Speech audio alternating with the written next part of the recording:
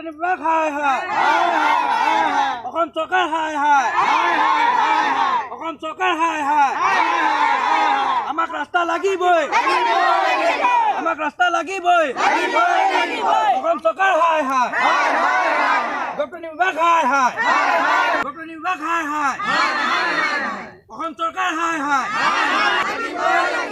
অসম চৰকাৰ হাই হাই অসম চৰকাৰ হাই হাই অসম চৰকাৰ হাই বিজেপি চৰকাৰ হাই হাই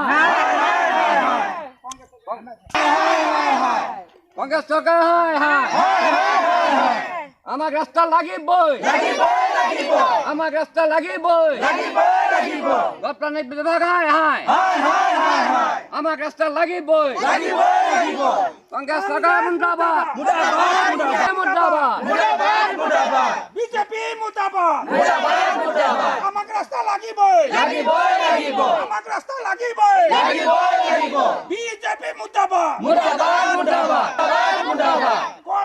কলকাতা বিভাগ হাই হাই অসম চৰকাৰ হাই হাই আমাক ৰাস্তা লাগিবই আমাক ৰাস্তা লাগিবই। মোৰ ক'বলগীয়া এইটোৱে, আজি মই ইয়াৰে জীয়াৰী ইয়াৰে বোৱাৰী, আজি এই ৰাস্তাটো আজি 40-50 বছৰ হ'ল মই দেখি থকা ৰাস্তাটো। ইয়াতে ইমান দ গাঁত অত বোকা পানী হয়, ল'ৰা ছোৱালী স্কুললৈ যাব নোৱাৰে।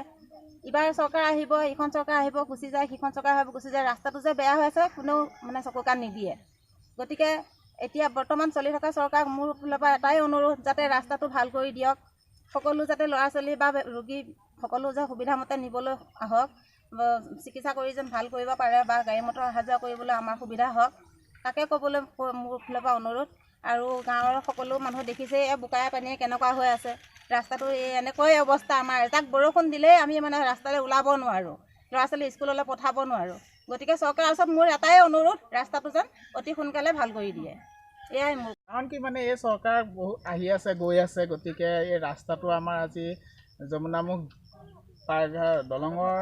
দলঙৰ পৰা এই আমাৰ এই ৰাস্তাটোলৈকে কমচে কম 2-3 কিলোমিটাৰ ৰাস্তা আমাৰ অতিকৈ বেয়া হৈ আছে। জেগাই জেগাই গাঁত খাল বাম পানী ৰৈ আছে, গাড়ী মটৰ অহা যোৱা কৰিব নোৱাৰে, মানুহ খোজকাঢ়ি যাব নোৱাৰে। গতিকে আমি আজি প্ৰতিবাদ কৰিবৰ কাৰণে ওলাই আহিছোঁ যে আমাৰ এই ৰাস্তাটো কত চৰকাৰ আহিছে আৰু গৈছে, কোনো চৰকাৰে আমাৰ এই ৰাস্তাটো আজিলৈকে ঠিক কৰি দিয়া নাই, ভালকৈ বনোৱা নাই। গতিকে আমি আজি প্ৰতিবাদ কৰিবৰ কাৰণে ওলাই আহিছোঁ যে আমাক ৰাস্তাটো অতি সোনকালে বনাই দিব লাগে, ঠিক কৰি দিব লাগে।